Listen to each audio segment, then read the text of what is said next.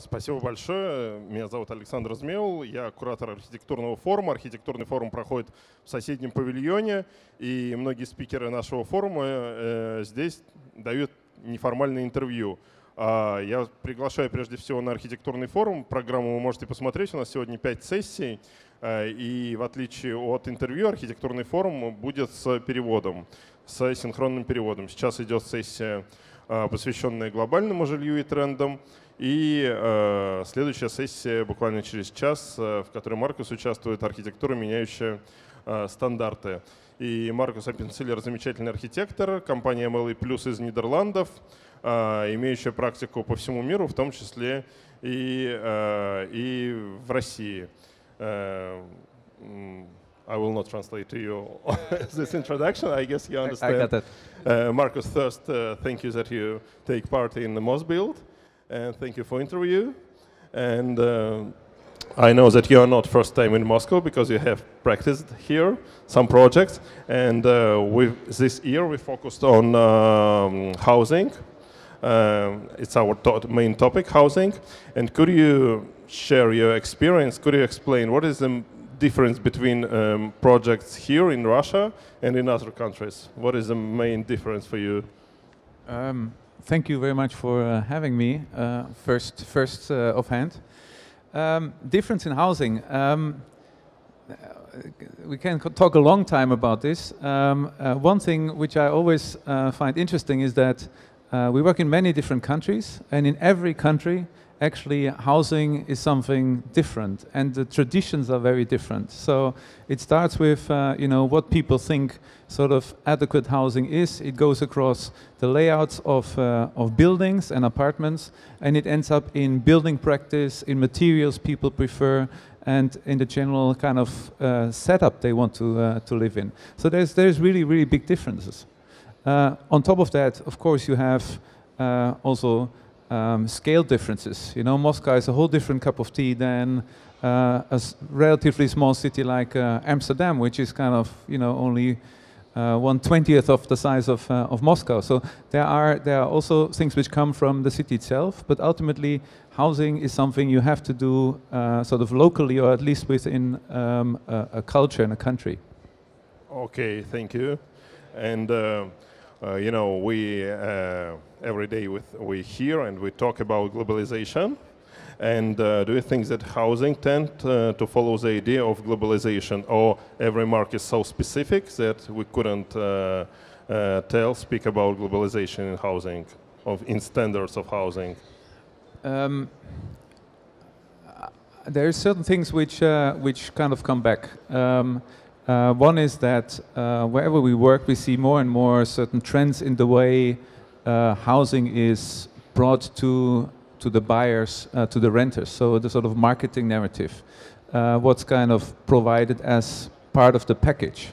But the product itself is a bit like a vacuum cleaner. There is not a single vacuum cleaner you can kind of sell around the world, because the Japanese like one with a lot of buttons and which is very silent, whereas the Americans like something which is really noisy and only has one switch.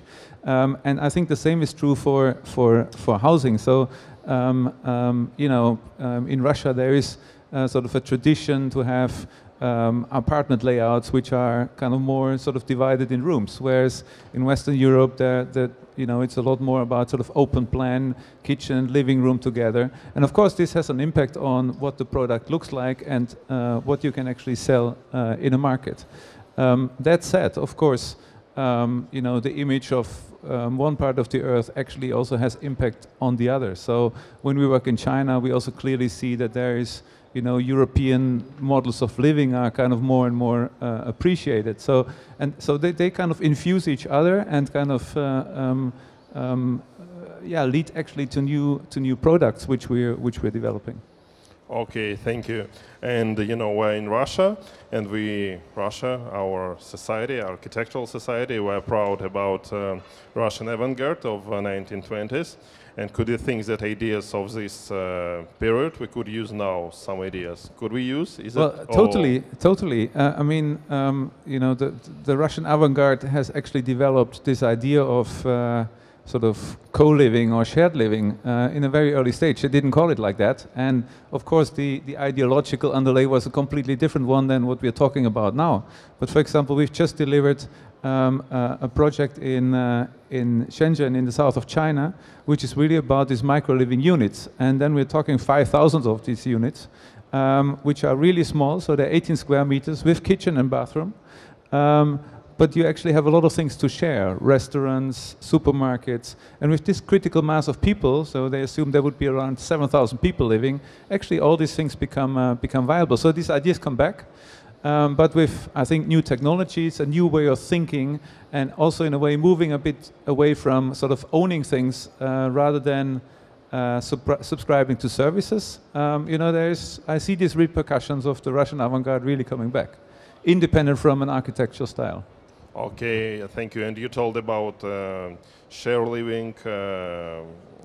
Share living, is that the most important trend in housing, or not? Because you know, for example, you will go to United States. Yes, not to big cities. You know, they like big houses, yeah, with big private yards.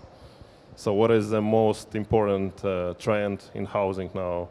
Well, it depends of region, society, community. Well, I think this shared living and this sort of micro living, so living in much smaller units, is a global trend, which partially has to do with the fact that basically all big cities in the world, living has become a very expensive undertaking in a way. So actually people have to spend more and more, and so they start compromising. And actually also start sharing. The other trend I see is actually, you could call it smart home, but not so much in a technical sense, but a lot more in, you know, can you make apartments that are designed in such a way that they kind of better suit the different phases you have in life? Because, you know, typically you kind of graduate from university, you kind of start a family, and then you need an apartment. And actually most apartments with kids' rooms are designed in a way that they're actually designed for small kids. But when your kids grow up, they actually want to have more privacy. They don't always want to walk through the living room to their own room when they're kind of teenagers or older. So there is now trends of like, you know, don't we have to adjust our floor plans so that, you know, you can have almost a separate room with a separate access, eventually even with separate facilities, to allow people also to kind of live in a better way together over longer periods of time. And I'm not even talking about what we in the UK, for example, is called lifetime home standards. So what if you get old? What if you end up in a wheelchair? Would that still work? These are all questions which I think are becoming more and more important and actually start influencing the things we're designing. Okay, thank you. So so we could talk about like customization, yes, of house. Customization, or just kind of getting a better understanding of you know, what customers want and what they want in different stages of life. And in a way, it's still a sort of mass product, but it can be kind of subdivided in different ways, I would say. Okay, thank you. And I have a personal question. Could you tell me something about your house, your home, where you live? What is, if you could? Yeah, it's always an interesting question. You know, architects are kind of proclaiming some ideals, and then they live in lavish estates. No, I'm actually having, you know, a typical and untypical Dutch house at the same time. In Holland, you know, there is almost no freestanding houses. They're all row houses, and I have a row house, which is about 150 square meters over 2 floors, and they are actually quite standard. So if you tell somebody, it's called a doorzonwoning. So if you tell somebody I live in this house, then I know, okay, it's 6.50 meters wide, it's about 14 meters steep, there's a stair on one side, you have like rooms going facade to facade with some sliding doors as subdivision.